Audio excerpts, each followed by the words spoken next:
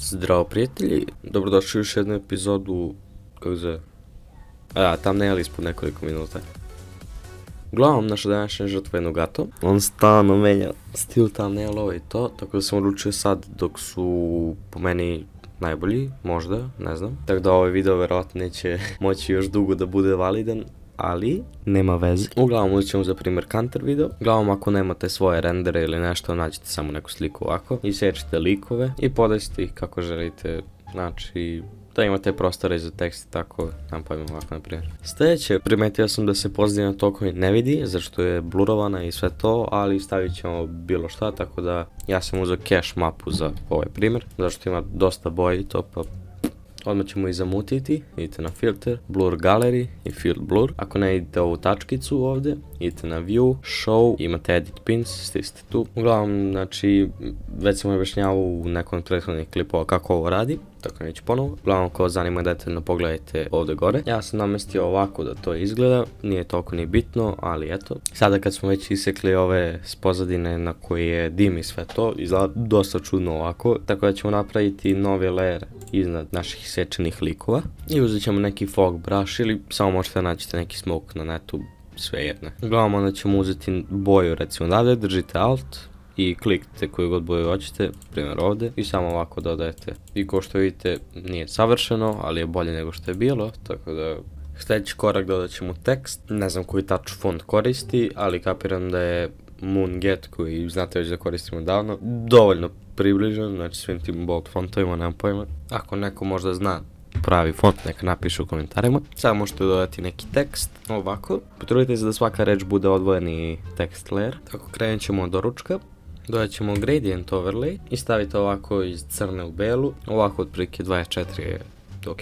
Idete na inner glow, stavite belu boju, stavite ovako, 18 primjer, i stavite outer glow, pasiti na 100 i ovako otprilike. Idete na turbo i kad već idemo zeleni fazovim, to stavit ćemo neki zeleni gradient, ovako recimo. Dodat ćemo isto inner glow, samo ćemo ga staviti na overlay, to će izgledati ovako, i stavit ćemo outer glow koji prošli put, malo povećamo i odlično.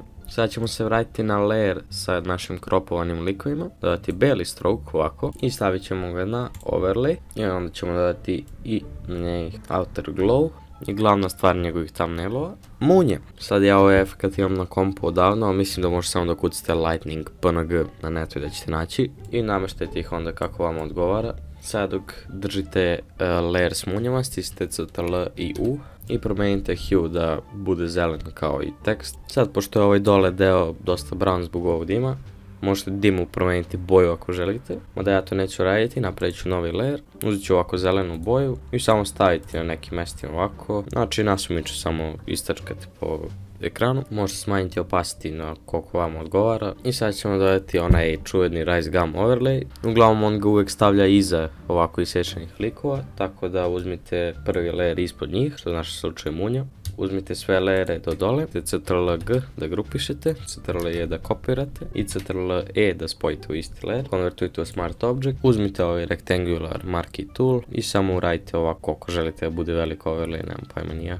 Držite Alt i stisnite ovo mask dugme i stavite neki outer glow ovako. Sljedeće na netu nađete neke varnice kao što su ove, stavite im blend mode screen, napravite im mask i uzmite crni brush i brišite ih gdje ne želite da budu, znači ovako ne želimo baš na licu da bude. Sada stisnite na taj layer, nemojte na masku nego na varnice i njima stavite hue na neku zelenu boju. Sad ćemo spojiti sve layere u jedan, znači da zahvatite prvi, posljednji, shift klik naravno, Ctrl E da ih pretvorite u jedan, stisnite Ctrl J da ga kopirate i uzmite crop tool i stavite 16:9 proporciju, da pošto je te proporcije thumbnail naravno, da ne bi imali sve ove gluposti okolo, znači samo kropujte, desni klik, convert to smart object, filter, kamera raw filter, sada imate samo thumbnail, zato smo kropovali. Uglavnom ovaj deo je svakom drugačiji, tako da ja ću samo pokazati šta ću ja uraditi. Znači ovo je prva stranica, ovo je kalibracija, između nisam ništa čačku, svi ste ok i to je to. Čestitam, napravili ste mu gotov thumbnail, zapratite me na Instagramu @powerhamster_,